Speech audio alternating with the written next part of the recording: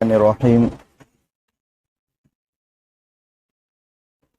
الحمد للہ وحدہ والصلاة والسلام علی من لا نبی بعدہ اما بعد فاعوذ باللہ من الشیطان الرجیم بسم اللہ الرحمن الرحیم وَلِتُكْمِلُوا الْعِدَّةَ وَلِتُكَبِّرُوا اللَّهَ عَلَى مَا هَدَاكُمْ وَلَعَلَّكُمْ تَشْكُرُونَ وقال النبي صلى الله عليه وسلم من صام رمضان ایمانا واحتسابا غفر له ما تقدم من ذنبه وفي رواية من قام ليلة القدر ایمانا واحتسابا غفر له ما تقدم من ذنبه او كما قال رسول الله صلى الله عليه وسلم۔ قابل احترام بزرگان دین، چند منتشر باتیں ہیں جو آپ کے سامنے عرض کی جا رہی ہیں۔ سب سے پہلی بات یہ ہے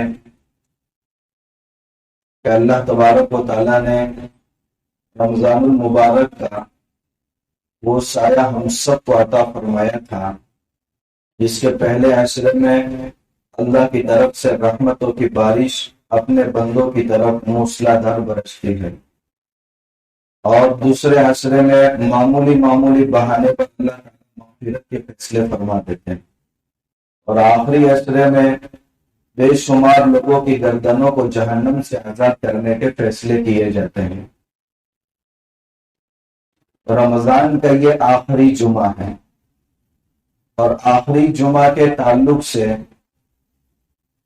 ہمارے خود مسلمان بھائیوں کے درمیان کچھ ایسی باتیں مشہور ہو گئی ہیں جن کی اصلاح بہت ضروری ہے۔ ان میں سب سے پہلی بات یہ ہے کہ یہ الوداعی جمعہ، یہ آخری جمعہ ہے، وہ یہ عید کی طرح ایک تہوار سمجھا جاتا ہے۔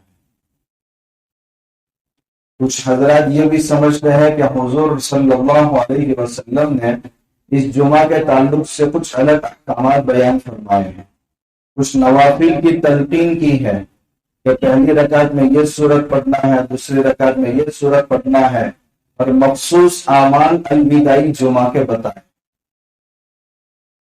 حالانکہ ایسی کوئی بات اللہ کے نبی صلی اللہ علیہ وسلم سے آخری جمعہ الوداعی جمعہ کے متعلق منقول نہیں ہے۔ صلی اللہ علیہ وسلم کا آخری جمعہ اعتکاف کی حالت میں ہی گزرتا، کیونکہ آپ صلی اللہ علیہ وسلم کا آخری عشرے کا اعتکاف زندگی پر معمول رہا۔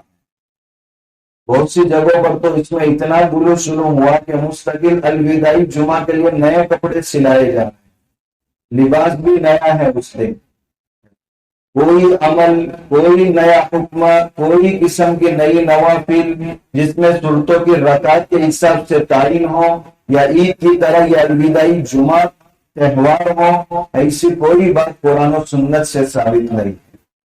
اس لیے اس کو رمضان کے عام جمعہ کی طرح آخری جمعہ کو بھی عام ہی سمجھا جائے۔ ہاں، البتہ جمعہ میں اور خصوصاً رمضان کے جمعہ میں دو فضیلتیں ایک ساتھ جمع ہو جاتی ہیں۔ یہ آخری جمعہ کی خصوصیت نہیں ہے، اس سے پہلے تین جمعہ جو گزرے ہیں ان تینوں میں بھی یہ خصوصیت پائی جاتی ہے، کیونکہ رمضان کا مہینہ سید الشہور ہے، یعنی مہینوں کا سردار، اور جمعہ کا دن سید الایام ہے۔ تو مہینوں کے سردار میں دینوں کا سردار یعنی جمعہ کا دن جمع ہو، اور یہ دونوں بابرکت چیزیں ہیں۔ لیکن یہ حقیقت صرف الوداعی جمعہ کے ساتھ خاص نہیں ہے، بلکہ رمضان کے ہر جمعہ میں یہ بات پائی جاتی ہے۔ اس لیے دو فضیلتیں یہ جمع ہو گئی ہیں جمعہ کے دن میں، تو رمضان کے دوسرے دینوں کے مقابلے میں اس کو کچھ فضیلت حاصل ہے، صرف اسی نیت سے۔ ایک بات اور یہ بھی کہہ سکتے ہیں کہ کوئی شخص رمضان کے آخری جمعہ کو اس تصور کے ساتھ گزارتا ہے کہ اللہ کی یہ نعمت آئندہ 11 مہینوں تک ہمیں ملنے والی نہیں ہے، اس لیے گزشتہ 3 جمعہ میں جو ہم سے کوتاہیاں ہو گئی مزید ان کوتاہیوں کی تلافی کی ہم اس جمعہ میں کوشش کریں کہ یہ آخری جمعہ ہے، اس میں ہماری عبادات زیادہ ہو، تلاوت زیادہ ہو، ذکر و اذکار زیادہ ہو، دعائیں زیادہ ہو، انفاق فی سبیل اللہ زیادہ ہو، لوگوں کو افطار کرانا زیادہ ہو، یعنی نیک اعمال جتنے زیادہ سے زیادہ کر سکتے ہیں، کیونکہ آئندہ 11 مہینے تک یہ جمعہ ہم کو ملنے والا نہیں ہے۔ اللہ نے ایمان اور عافیت کے ساتھ زندگی دراز کی تو آئندہ رمضان میں یہ نعمت ملے گی، اس سے پہلے یہ نعمت حاصل ہونے والی نہیں ہے۔ اس تصور کے ساتھ اگر کوئی یہ جمعہ گزارتا ہے تو ٹھیک ہے، لیکن الوداعی جمعہ، اس کے لیے مستقل احکام، مستقل نوافل، ایسی کوئی بات ثابت نہیں ہے۔ بہت ممکن ہو یہاں یہ تصور نہ ہو، لیکن کئی شہروں میں یہ تصور پایا جاتا ہے۔ یہ جمعہ، یہ رمضان کے جو آخری ایام ہیں، دو طرح کے جذبات ہر مسلمان کے اندر پائے جانے چاہیے۔ سب سے پہلا جذبہ شکر کا جذبہ، اللہ تعالیٰ نے ہم سب کو رمضان کا مہینہ دیا، روزوں کی توفیق عطا فرمائی، تراویح میں قرآن سننے کی توفیق عطا فرمائی، دعاؤں کی توفیق عطا فرمائی، لوگوں کے ساتھ بھلائی، ہمدردی، خیر خواہی کا ذریعہ اللہ نے ہم کو بنایا۔ اس پر ہم سب کو اللہ کا شکر ادا کرنا ہے۔ بہت سی مرتبہ ناقدری ہوتی ہے، انسان اپنی زبان سے ایسے الفاظ استعمال کر لیتا ہے، ہم نے روزے کیا رکھے ہیں، ہماری عبادت عبادت ہے، ہماری نمازیں نمازیں ہیں، یہ ناقدری۔ اس میں پائے جانے والی کوتاہی کا احساس یہ الگ چیز ہے، مگر عبادتوں کے متعلق ایسے الفاظ استعمال کرنا جس سے نہ شکری کے بجائے نہ قدری ہو، یہ بھی مناسب نہیں۔ ہم نے روزے رکھے ہیں، اللہ نے توفیق دی ہے، اللہ نے بار بار اپنے دربار میں بلایا ہے، اللہ کا شکر ہے، ورنہ کتنی بستیاں ایسی جہالت کی شکار ہیں، رمضان کب شروع ہوتا ہے کب ختم ہوتا ہے ان دیہات والے مسلمانوں کو پتہ تک نہیں ہے۔ ان کے کھانے پینے کے اوقات میں کوئی فرق نہیں آتا، گویا آنکھوں پر غفلت کے پردے پڑ گئے۔ اللہ نے ایسی غفلت والی زندگی سے بچا کر ہمیں ایک اچھی جگہ اللہ نے پہنچا کہ ہمیں روزوں کی بھی توفیق ہو رہی ہے، تراویح کی بھی توفیق ہو رہی ہے، اور نیک اعمال کا بھی ہمارے دلوں کے اندر شوق پیدا ہو رہا ہے۔ اللہ کا اس پر شکر ادا کرنا چاہیے۔ دوسری چیز ہے دلوں کے اندر خوف کی، اور اس خوف کا تذکرہ رمضان کے متعلق جو سب سے مشہور روایت ہے، اس روایت کے اندر اس کا تذکرہ ہے۔ اللہ کے نبی صلی اللہ علیہ وسلم غالباً جمعہ کا ہی موقع ہے، اور آپ منبر پر چڑھ رہے ہیں، اور پہلی سیڑھی پر چڑھنے کے بعد آپ آمین کہہ رہے ہیں، دوسری سیڑھی پر چڑھنے کے بعد آپ آمین کہہ رہے ہیں، اور تیسری سیڑھی پر جہاں آپ خطبہ دیتے تھے، حضور کے زمانے میں ایسے ہی 3 سیڑھیوں پر مشتمل منبر بنا ہوا تھا۔ اللہ کے نبی صلی اللہ علیہ وسلم اوپر کی تیسری سیڑھی پر چڑھ کر کے خطبہ ارشاد فرماتے تھے۔ حضرت ابوبکر صدیق رضی اللہ تعالیٰ عنہ کا جب دور آیا، حضرت ابوبکر صدیق رضی اللہ تعالیٰ عنہ یہ فرمانے لگے، ورنہ حضور کی جگہ کون لے سکتا، تو حضور کے قدموں میں ہی مجھے جگہ مل جائے، یہی میرے لیے بہتر ہے۔ تو انہوں نے ایک زینہ چھوڑ کر کے دوسرے نمبر کی سیڑھی پر کھڑے ہو کر کے خطبہ دینا شروع کیا۔ حضرت ابوبکر صدیق رضی اللہ تعالیٰ عنہ کے دور خلافت کے بعد حضرت امیر المؤمنین کا دور ہے، انہوں نے بھی اپنے آپ کو اس قابل نہیں سمجھا کہ میں حضرت ابوبکر صدیق رضی اللہ تعالیٰ عنہ کے بیٹھنے کی جگہ پر بیٹھوں، ان کے قدموں میں مجھے جگہ مل جائے۔ تو چنانچہ وہ بیٹھتے تھے دوسری سیڑھی پر اور خطبہ دیتے تھے تیسری سیڑھی پر چڑھ کر کے، اور آج یہی معمول ہے کہ تیسری سیڑھی پر چڑھ کر کے ہی خطبہ دیا جاتا ہے۔ لیکن اللہ کے نبی صلی اللہ علیہ وسلم 3 سیڑھیاں اوپر چڑھے ہیں خطبہ دینے کے لیے، اور تینوں سیڑھیوں پر چڑھ کر کے ہوئے آپ نے تینوں بار آمین کہی ہے۔ صحابہ کرام نے معمول کے خلاف جب یہ عمل دیکھا ہے تو اللہ کے نبی صلی اللہ علیہ وسلم سے پوچھا، یا رسول اللہ، اس خلاف معمول آپ جب منبر پر چل رہے تھے تو آمین بھی کہہ رہے تھے، اندازہ لگائیے دعا کون کر رہا ہے؟ حضرت جبرائیل علیہ السلام۔ آمین کون کہہ رہا ہے؟ اللہ کے نبی صلی اللہ علیہ وسلم۔ سید الملائکہ، اور ایک سید الانبیاء. جمعہ کا وقت ہے، منبر پر ٹھہر کر کے، اور مقام بھی کون سا ہے؟ مسجد نبوی کا مقام. بولا یہ دعا جو حقیقت میں بد دعا تھی کیسے رد ہو سکتی ہے؟ اللہ کے نبی صلی اللہ علیہ وسلم نے فرمایا ہوا یہ کہ جب میں پہلے زینے پر چڑھا تو حضرت جبرائیل علیہ السلام نے آ کر کے کہا آپ آلود ہو شخص کی نام، یعنی تباہ ہو جائے، ہلاک ہو جائے وہ شخص جس نے اپنے والدین کو بڑھاپے کی حالت میں پایا اور جنت حاصل کرنے کی کوئی کوشش نہیں کی. کیونکہ والدین یا ان میں سے کسی ایک کو بڑھاپے کی حالت میں پانا انسان کے لیے جنت حاصل کرنا بہت آسان ہو جائے. روایت میں ہے ماں باپ کی خدمت کے لیے اگر ایک قدم اٹھتا ہے اللہ تعالیٰ کی طرف سے رحمتیں اسی اولاد کی طرف بہت تیزی سے متوجہ ہو جاتی ہے. دوسری روایت میں آپ صلی اللہ علیہ وسلم فرماتے ہیں ماں باپ کو ایک مرتبہ اچھی نظر سے دیکھنے پر مقبول حج کا ثواب ملتا ہے. صرف قدم بڑھایا ہے یا نگاہ محبت کی ڈالی ہے اس سے مقبول حج کا ثواب. اگر ماں باپ کی خدمت کا کسی کو موقع مل جائے تو پیروں تلے جنت اللہ نے رکھی ہے، ان کا حاصل کرنا بہت آسان ہو جاتا ہے. اور اس کے باوجود بھی اگر وہ غفلت کرتا ہے ایسے موقع پر تو اس کی تباہی بربادی میں ہلاکتی میں کوئی شک نہیں ہے. ہم میں سے ہر ایک کو جائزہ لینا چاہیے. وَقَضَىٰ رَبُّكَ أَلَّا تَعْبُدُوا إِلَّا إِيَّاهُ وَبِالْوَالِدَيْنِ إِحْسَانًا کہ اللہ تعالیٰ نے تمہیں اپنی عبادت کا حکم دیا اور والدین کے ساتھ حسن سلوک کا حکم دیا. اما یبلغن عندک الکبر احدہما او کلاہما اگر ان میں سے کوئی ایک یا دونوں جب بڑھاپے کی عمر کو پہنچ جائے فلا تقل لہما اف تو ان کو اف بھی مت کہو.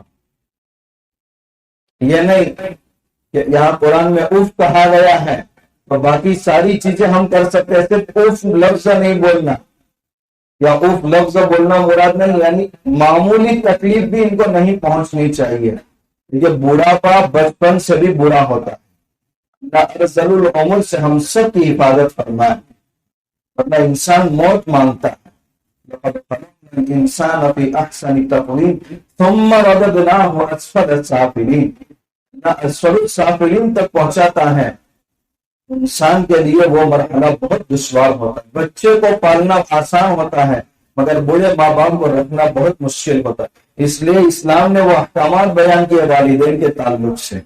کما تدین تدان، ہمارے والدین کے ساتھ ہمارا جو رویہ ہوگا ہماری اولاد بھی ٹھیک وہ رویہ ہمارے ساتھ اختیار کرے گی.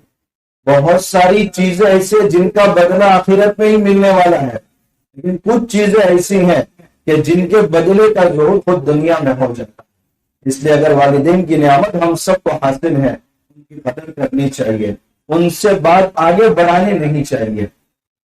اگر حیات کے اندر والدین کی فرما برداری میں کوتاہی ہو گئی ہے تو اس کی ایک تلافی کا ذریعہ علماء نے یہ لکھا ہے کہ ان کے دنیا سے چلے جانے کے بعد ان کے لیے خوب دعائیں کی جائے، ان کو ایصال ثواب کیا جائے، ان کو نماز قرآن کی تلاوت وغیرہ پڑھ کر کے یا ان کے نام کا صدقہ اور خیرات نکال کر کے ان کو ثواب پہنچایا جائے.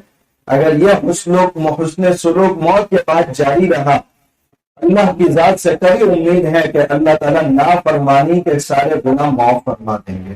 اس لیے خصوصاً رمضان میں بھی ہمیں اپنے مرحومین کو یاد رکھنا چاہیے. دوسری بد دعا جو اللہ کے نبی صلی اللہ علیہ وسلم نے حضرت جبرائیل کی آمین کہی ہے وہ وہی دعا ہے کہ یا رسول اللہ آپ کے امتی کے سامنے آپ کا نام آئے اور وہ آپ پر درود نہ بھیجے، ہلاک ہو جائے. اللہ کے نبی صلی اللہ علیہ وسلم رحمت للعالمین ہونے کے باوجود آمین کہہ رہے. اور کیوں نہ کہیں، ان کو تو حق تھا.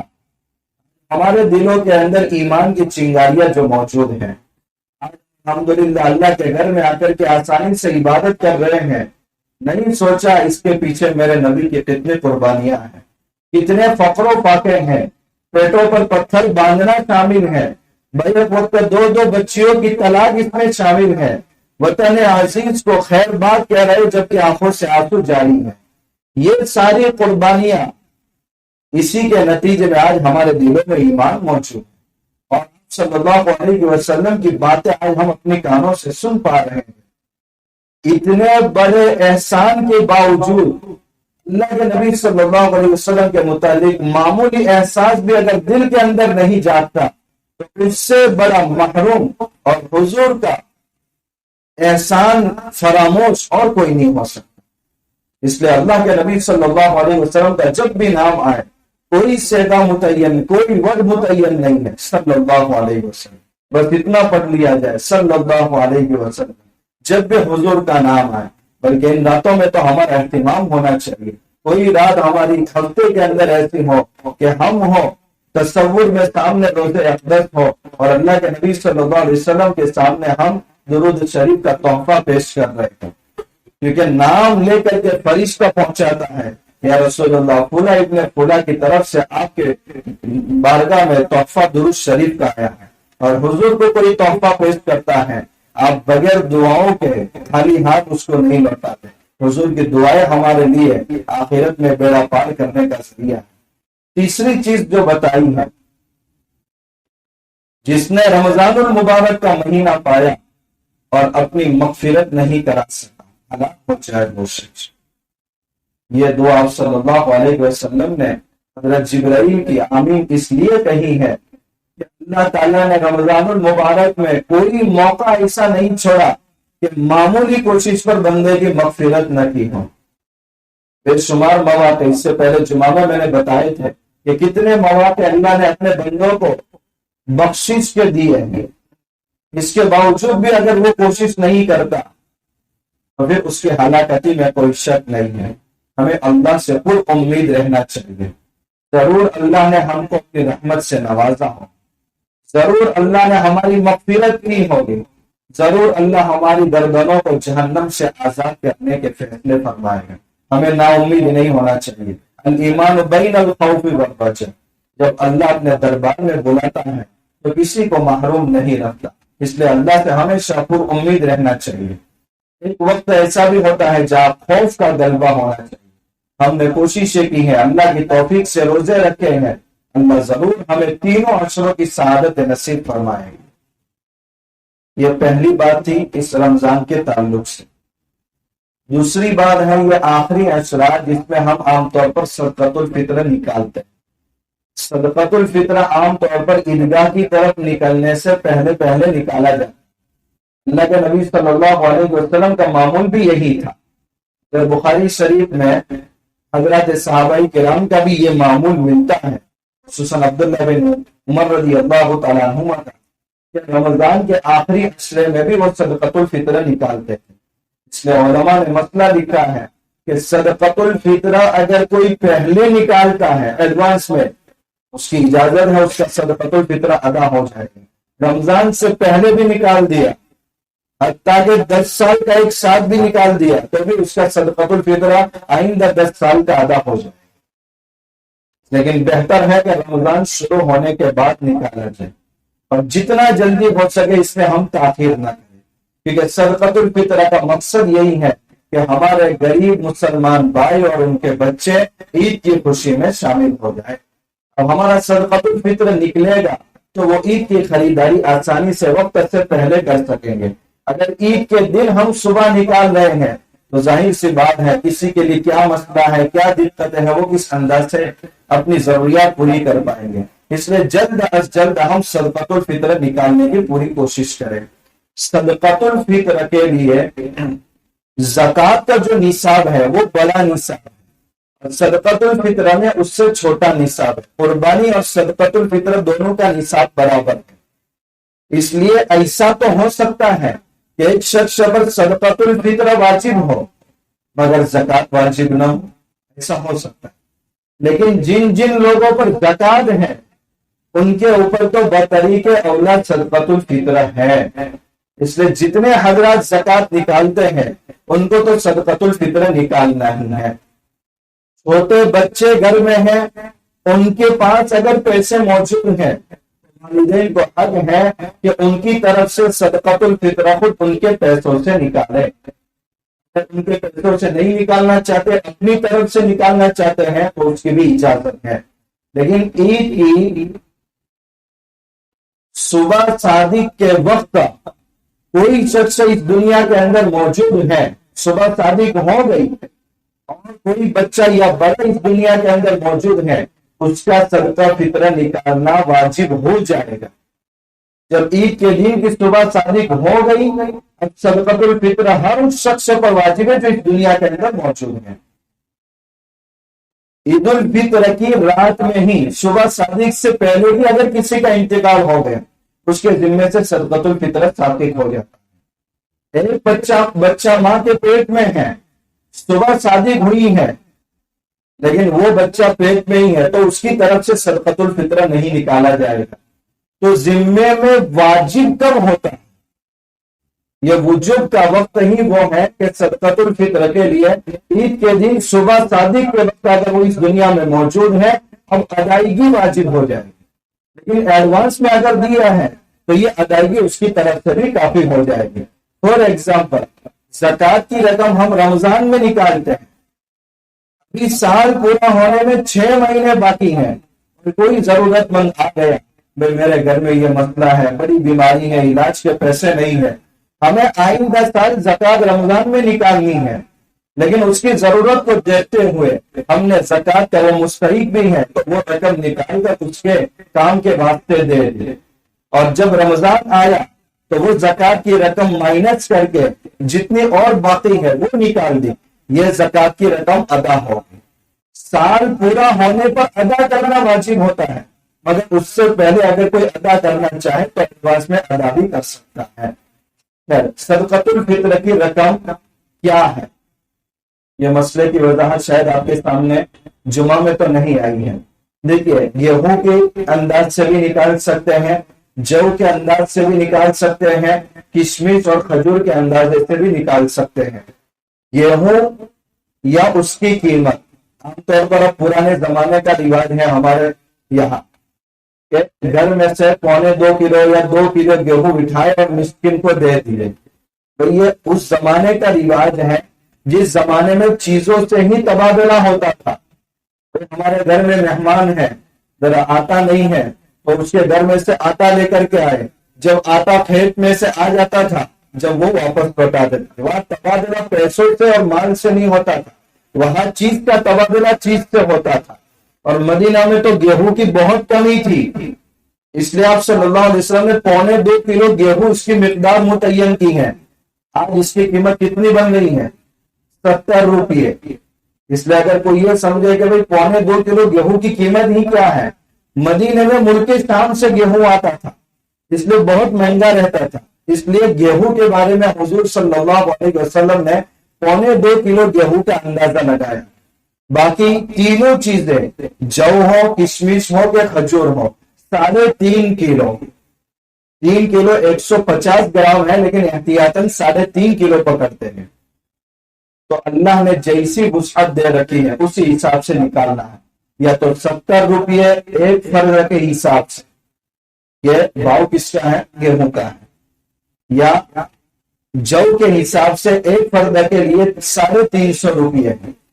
کھجور کے حساب سے ایک فرد کے حساب سے 700 روپے ہے.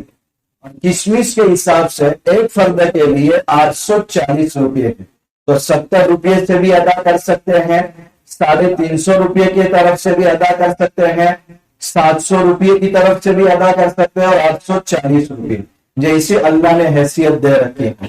ایک فرد کا صدقۃ الفطر 2 مسکینوں کے درمیان تقسیم کرنے کے بجائے پورا کا پورا اسی کو دے دیا ہے کہ 70 روپے میں سے 40 روپے ایک غریب کو دیے اور 30 روپے ایک غریب کو دیے. یہاں کھیر خورما بنانے کے لیے 1 لیٹر دودھ بھی 70 روپے کا نہیں آتا. اس لیے بہتر طریقہ ہے کہ اپنی پوری فیملی کا جو صدقۃ الفطر ہے وہ ایک مسکین کو ہی دے دیا جائے تاکہ اس کا کام آسانی سے نکلے. مدرسے کے اندر اگر دے رہے ہیں تو تعین کے ساتھ دے کہ بھئی یہ صدقۃ الفطر کی رقم ہے جو مستحقین تک پہنچائی ہے. صدقۃ الفطر کا مصرف یعنی کن کو دینا چاہیے، وہ ٹھیک وہی مصرف ہے جو زکوٰۃ کا مصرف ہے. ہر کسی کو صدقۃ الفطر نہیں دے سکتے، جن کو زکات کی رقم دے سکتے ہیں انہی کو صدقۃ الفطر کی رقم دے سکتے ہیں، لیکن ہم پرسنلی جانتے ہیں کہ وہ زکات کا مستحق ہے، تو صدقۃ الفطر کا لفظ بولنا ضروری نہیں ہے۔ جب ہم اپنے پیسوں سے وہ رقم الگ کریں گے، نیت کر لیں گے یہ صدقۃ الفطر کی رقم ہے، جب دیتے وقت دیں گے تو کہیں گے بھئی یہ عیدی ہے، تحفہ ہے، ہدیہ، اب اس سے اپنے بچوں پر یا اپنے پر خرچ کریں۔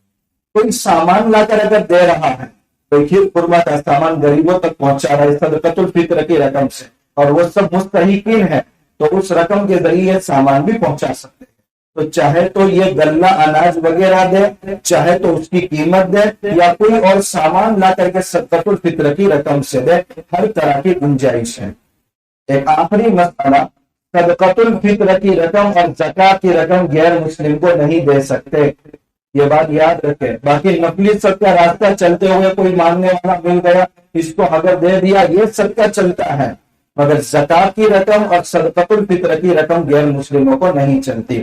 اور بھی اگر کچھ مسائل آپ پوچھنا چاہیں تو عشاء کے بعد یا عصر کے بعد وقت رہتا ہے، اس وقت پوچھ سکتے ہیں۔ ایک آخری بات جو خصوصاً اس ملک کے مسلمانوں کے لیے درپیش ہے، وہ ہے الیکشن کا مسئلہ۔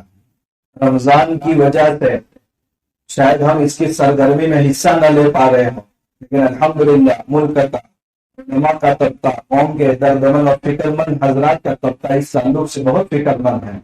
اس تعلق سے ہمیں بہت چوکنا رہنا ہے، اور یہ ہمارے اس ملک کے اندر یہ الیکشن جس طرح کے خطرات اور اندیشے ظاہر کیے جا رہے ہیں وہ سب آپ کے سامنے ہیں۔ اللہ حفاظت فرمائے۔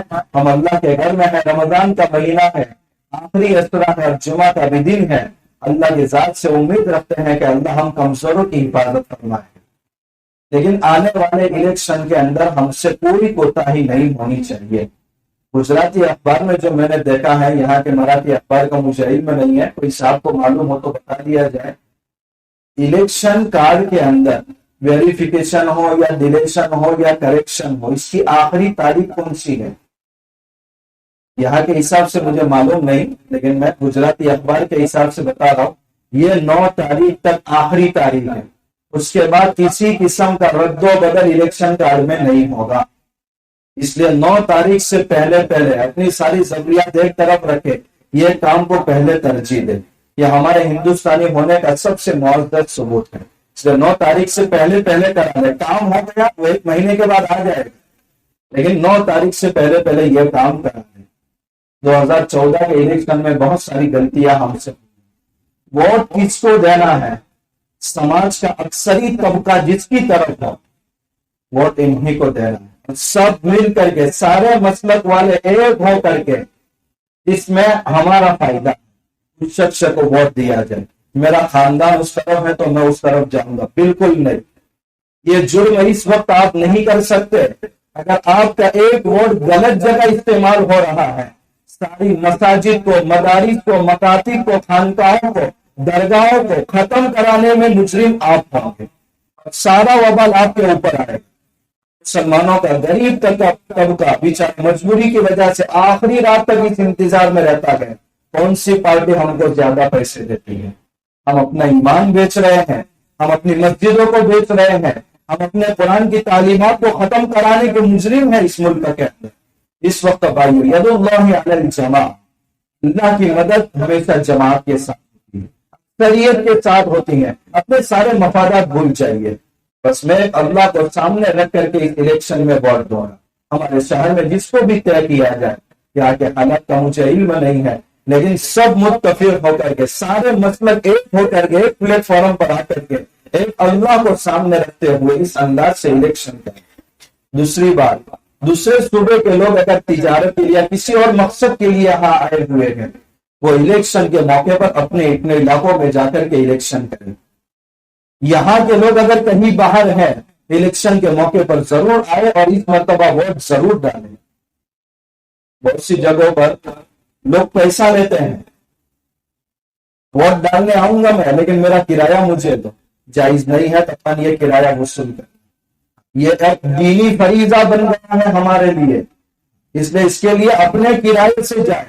اے اللہ، میں اس لیے جا رہا ہوں کہ میرے ایک ووٹ اگر صحیح استعمال ہو گیا اس کی وجہ سے پورے حالات بدل گئے، اس ملک میں اسلام اور مسلمانوں کے حالات درست ہو گئے، ترقی مل گئی، تو اس میں میرا ووٹ بھی شامل ہے اور میرا خرچہ بھی تیری بارگاہ میں مقبول ہے۔